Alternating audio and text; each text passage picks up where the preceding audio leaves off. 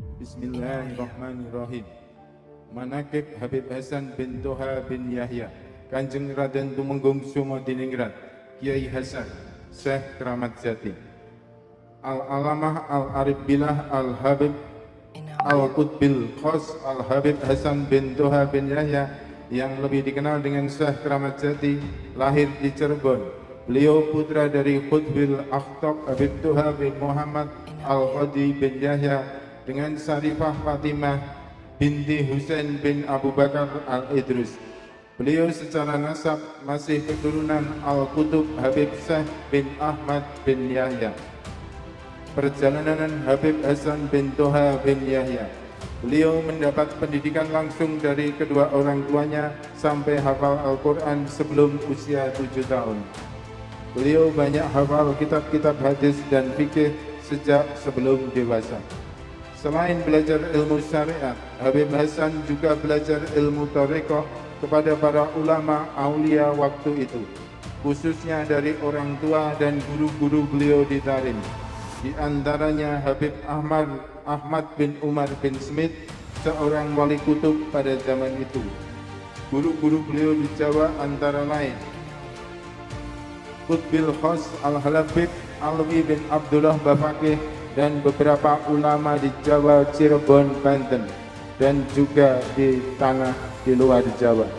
Beliau kemudian meneruskan ke Maghribi, India, dan beberapa negara Timur Tengah, sehingga banyak mendapat pengalaman dan ilmu. Kemudian beliau setelah menuntut ilmu, melanjutkan perjalanan pulang ke tanah Jawa dan singgah di Penang menemui ayahnya yang saat itu tinggal di Penang. Sebelum ke Penang, beliau singgah di Tonja, Afrika, Maroko dan sekitarnya, kemudian ke daerah Habasyah, Somalia, dan terus ke India, hingga akhirnya sampai di Penang, Malaysia. Ilmu yang beliau miliki, baik syariat, tarekat maupun hakikat, sangat luas, sehingga beliau diterima di kalangan khas maupun awam, sehingga dakwah beliau bisa diterima dengan mudah di berbagai kalangan. Maka tak heran bila fatwa-fatwa beliau banyak didengar oleh pembesar kerajaan pada waktu itu.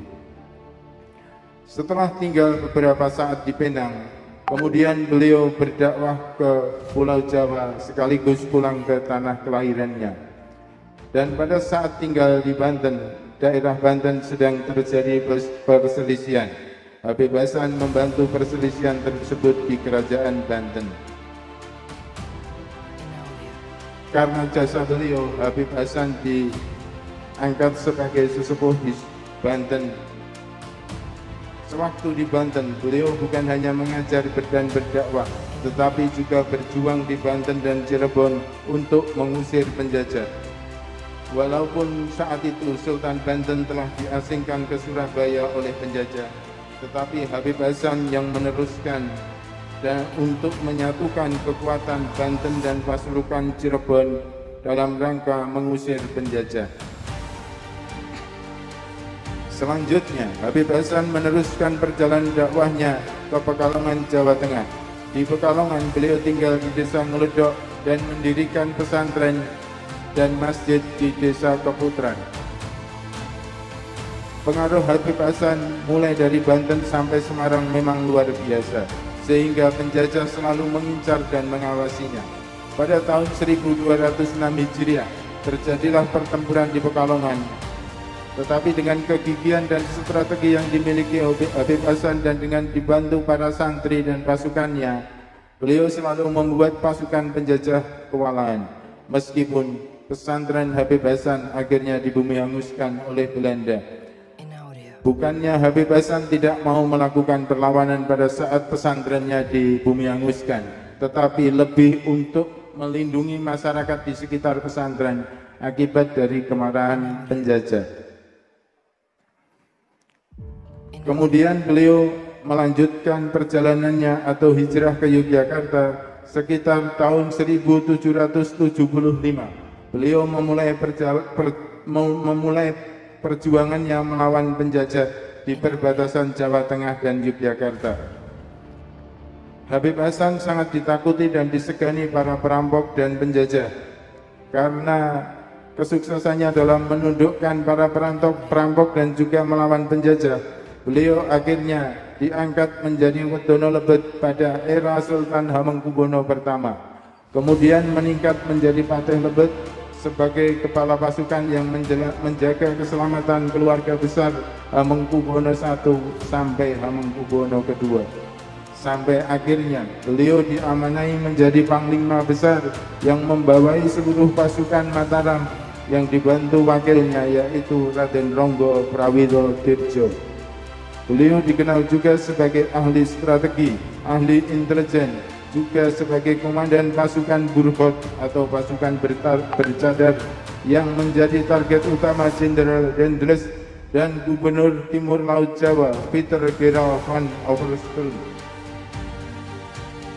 Hubungan Habib Hasan bin Toha dengan Keraton Ngayogyakarta Hadiningrat, perjuangan, kearifan, serta keleluasan ilmu yang dimiliki oleh Habib Hasan menjadi perhatian Sri Sultan Hamengkubuwono II, sehingga akhirnya Habib Hasan diangkat menjadi menantu Sultan Hamengkubuwono II dengan putri beliau Hamengkubuwono II yang bernama Gusti Kanjeng Ratu Bendoro atau nama lainnya yaitu Fatimah, dan sering disebut juga sebagai Kanjeng Ratu Kedaton. Beliau putri dari garwa Patmi Hamengkubuwono II yang bernama Bendoro Mas Ayu Rantamsari. Beliau adalah menantu ketiga setelah menantu kedua yaitu Raden Ronggo Prawiro Dirjo. Beberapa tugas Habib Hasan yang berkaitan dengan keselamatan Sri Sultan Hamengkubuwono I dan Hamengkubuwono II beserta pengabdiannya kepada Keraton Ngayogyakarta Hadiningrat adalah sebagai berikut. 1. Pembebasan Hamengkubuwono I dan II sekaligus pengawalan dari masa pembuangan di Penang hingga kembali ke Keraton Ngayogyakarta Hadiningrat. Kedua, sebagai utusan khusus dari Sultan Hamengkubuwono II untuk bertemu dengan perwakilan dari Sunan Pakubuwono V tentang rencana perlawanan terhadap Inggris pada tahun 1810 di daerah perbatasan antara Klaten dan Prambanan. Ketiga, sebagai Panglima Besar dalam mempertahankan Plengkung Gading atau pintu utama Keraton Ngayogyakarta Hadiningrat dari daerah selatan menghadapi serangan Inggris. Keempat, pengamanan pantai utara dari serangan kerajaan Inggris dan penjajah dengan mengerahkan berbagai pasukan beliau yang diantaranya yaitu pasukan mantan bajak laut yang sudah ditunjukkan, sehingga pasukan tersebut akhirnya dipimpin oleh Tumenggung Sumo Diningrat untuk ikut menjaga Keraton Ngayogyakarta Hadiningrat serta menjaga kedaulatan laut di sekitar Pantura yang saat itu menjadi wilayah Ngayogyakarta Hadiningrat. Dan kesatuan yang ditundukkan beliau adalah akhirnya diberi nama Singobarong yang akhirnya sampai saat ini menjadi julukan beliau yaitu Habib Hasan atau Singobarong. Kelima, pencipta strategi perang Capit Urang bersama Sri Sultan Hamengkubuwono II yang bisa diterapkan di laut maupun di darat. Keenam, pembangunan masjid-masjid di setiap daerah di mana beliau ditugaskan, antara lain Masjid Paninggalan Dalem Ngatinagaran, Masjid Bagelen Purworejo, masjid di sekitar Wedi Klaten, masjid di Wonosari Gunung Kidul, masjid di Kaliwungu Semarang yang saat itu bersama Kiai Ashari dan beberapa masjid lainnya yang tidak mungkin kami sebutkan satu persatu. Selain sebagai ahli strategi perang, beliau terkenal sebagai Syekhul Akbar, Maha Guru di tanah Jawa. Dan dengan karomah beliau, paceklik yang diakibatkan oleh tikus dan berbagai bencana banjir sehingga masyarakat Jogja mengalami gagal panen dapat diatasi dengan munajat beliau dan diakhiri semua paceklik dan wabah itu sekitar tahun 1810-1811. Selama mengabdi dan berjuang di wilayah Mataram, beliau beberapa kali pindah tempat tinggal, yaitu beliau beberapa kali pindah tempat penugasan, yaitu Purworejo, Wedi, Klaten, Magelang, Comal, Pemalang, dan terakhir beliau tinggal di wilayah Kaliwungu yang sekarang dikenal dengan Desa Keramat. Di Kaliwungu beliau tinggal bersama sahabatnya, yaitu Kiai Azhari, seorang ulama besar yang menjadi cikal bakal berdirinya pesantren di wilayah Kaliwungu, Kendal. Dalam perjuangannya, Habib Hasan di wilayah Yogyakarta untuk mempertahankan wilayah Kesultanan Ngayogyakarta Hadiningrat berdasarkan perjanjian Giyanti, peran Habib Hasan juga sangat besar, didukung oleh keluarga besar beliau, khususnya Habib Ahmad bin Toha bin Muhammad bin Yahya dan juga Habib Husain bin Toha bin Muhammad bin Yahya, atau yang lebih kita kenal dengan Raden Kusumojati. Pada saat adanya penyerbuan dan penyerangan dari Legiun Inggris dan dibantu sekutunya yang bertujuan mencari Habib Hasan untuk dihabisi atau dibunuh, para prajurit Inggris tersebut mendatangi gudang senjata Habib Hasan yang berada di Jejeran, Bantul, Yogyakarta. Pada waktu itu Habib Hasan sedang melakukan koordinasi di Keraton Ngayogyakarta Hadiningrat terkait laporan dari para telik sandi yang menginformasikan bahwa akan ada penyerangan dari Legiun Inggris dan sekutunya. Yang saat itu kebetulan ada Habib Ahmad yang menjabat sebagai penghulu keraton yang tinggalnya di dalam Suronatan sedang berkunjung di dalam Jejeran. Ketika pasukan Inggris mengepung dalam Jejeran atau gudang senjata yang selama ini juga sering disinggahi oleh Habib Hasan, Habib Ahmad dengan gagah berani menghadapinya. Beliau mengaku bernama Tumenggung Sumodiningrat, Panglima Mataram, karena memang Habib Ahmad dan Habib Hasan wajahnya sangat mirip. Dengan keyakinan yang sangat kuat, Habib Ahmad mempertahankan pengakuannya bahwa beliau adalah Habib Hasan atau KRT Sumodiningrat. Beliau mengaku sebagai KRT Sumodiningrat dengan pertimbangan bahwa Habib Hasan pada saat itu sedang diperlukan oleh Kesultanan Ngayogyakarta Hadiningrat untuk menghadapi berbagai pihak, di antaranya Inggris dan beberapa pemberontakan yang ada di wilayah Yogyakarta, baik dari arah barat maupun dari arah timur.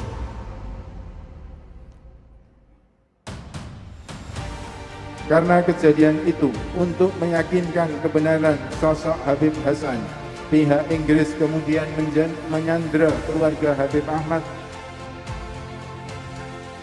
Namun meskipun para putra dan istri beliau sampai wafat, Habib Ahmad tetap mempertahankan pengakuannya bahwa beliau adalah KRT Sumodiningrat. Peristiwa ini terjadi pada bulan Juni tahun 1811 sebelum terjadinya geger Sepai di Yogyakarta. Dengan adanya kejadian itu, maka pencarian terhadap Habib Hasan oleh Inggris sedikit kendor, dan akhirnya dengan berbagai pertimbangan Habib Ahmad dimakamkan di Jejeran dan tetap dikenal sebagai Sumodiningrat. Dengan wafatnya Habib Ahmad, perjuangan KRT Sumodiningrat bisa bergerak lebih leluasa untuk menjadi panglima dan berjuang menghadapi para musuh, karena para musuh dan Legiun Inggris sepengetahuannya Habib Hasan sudah wafat. Selain beliau, Habib Ahmad, salah satu adik Habib Hasan yaitu Habib Husain yang dikenal dengan Mbah Kusumojati atau Raden Kusumojati yang wafat di Ngawen. Beliau juga berjuang dan wafat saat terjadi penyerangan Inggris di daerah Ngawen, Wonosari, Gunung Kidul.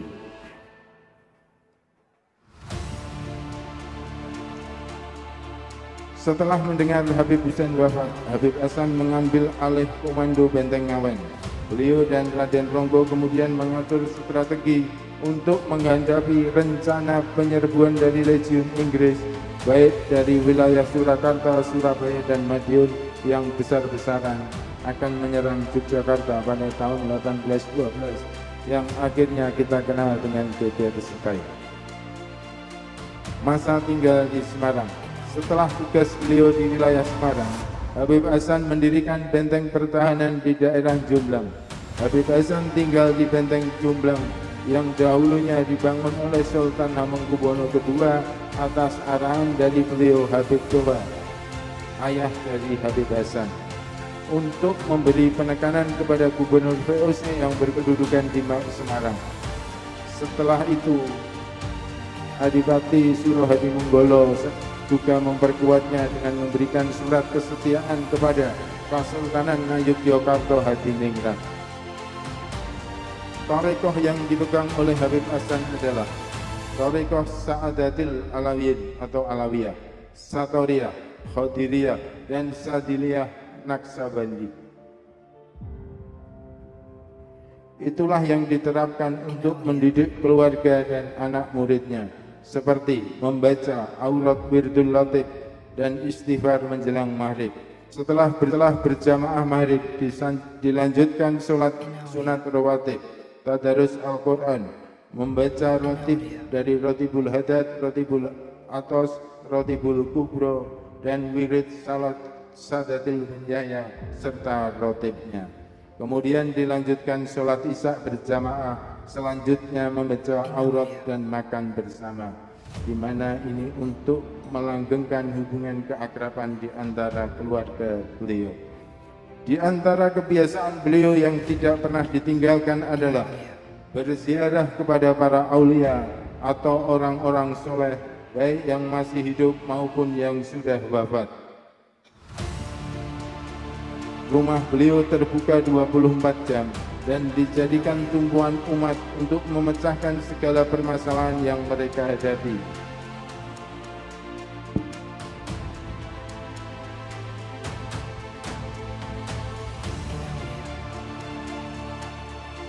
Ajaran-ajaran beliau yang utama, pertama, sangat menekankan pentingnya cinta kepada baginda Nabi Muhammad SAW beserta keluarganya. Kedua, mengajarkan kecintaan kepada kedua orang tua dan guru. Ketiga, sangat menekankan cinta tanah air. Banyak amalan sir yang dilakukan oleh beliau setiap malamnya sehabis qiyamul lail. Habib Hasan berkeliling membagikan beras dan jagung serta uang ke rumah para fuqara wal masakin, anak-anak yatim dan janda-janda tua pada waktu hidup. Pada waktu itu beliau dikenal sebagai pribadi yang ahli menghentikan segala perpecahan dan fitnah antar golongan serta suku. Di samping sebagai ulama besar, beliau juga menguasai beberapa bahasa dengan fasih dan benar.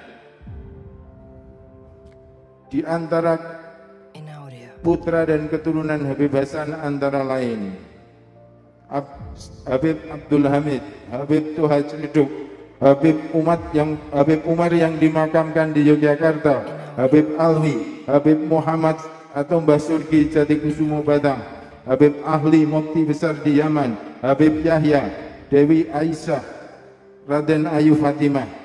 Cucu beliau antara lain Pangeran Panotogono, Habib Muhammad bin Ali bin Hasan yang menjadi menantu Sultan Alimuddin Kutai Kertanegara. Kemudian kedua, di antara cucu beliau yang sekarang di Pekalongan adalah beliau Maulana Habib Lutfi bin Yahya. Habib Hasan wafat di Semarang pada tahun 1835 dan dimakamkan di depan pengimaman Masjid Al-Hidayah, Taman Buku Lamper Kidul, Semarang. Demikian sejarah singkat Habib Hasan bin Toha bin Yahya. Semoga kita bisa meneladani dan mendapatkan keberkahan dalam acara Haul Akbar beliau ini. Wabillahi taufiq wal hidayah. Wassalamualaikum warahmatullahi wabarakatuh.